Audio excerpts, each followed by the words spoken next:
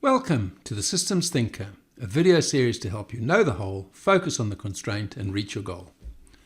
Whatever business you're in, reliability is a virtue, and often a prime source of competitive advantage.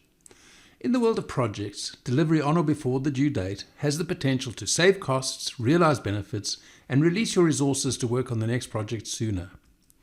If you're an airline, rail service, or bus operator, on-time performance is probably the most critical measure your customers will mark you on.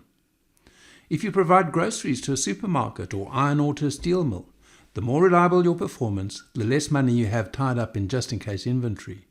And yet, I think you'd have to agree that when it comes to the simple idea of the personal habit of being punctual, there's significant room for improvement.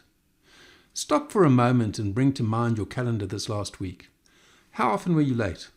Were you fully prepared when the meeting started? Was the person or people you were meeting with late?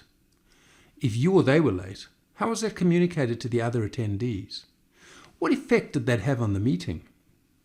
We put great store in the expression that someone is a man or woman of their word and admire those of whom it can be said that their word is their bond, regardless of the personal consequence for maintaining that bond. So, if you're late for an appointment, have you not broken a promise, not lived up to your word, and in that moment dwell out of integrity with yourself and your relationship with those to whom you have made the promise? What are you signaling to your colleagues, suppliers, or customers when you turn up late? Are you so important? Is their time worth less than yours? Why should they care for you, your time and your agenda, if you care so little for theirs? That's your tip for better ways to do better work and redefine what's possible.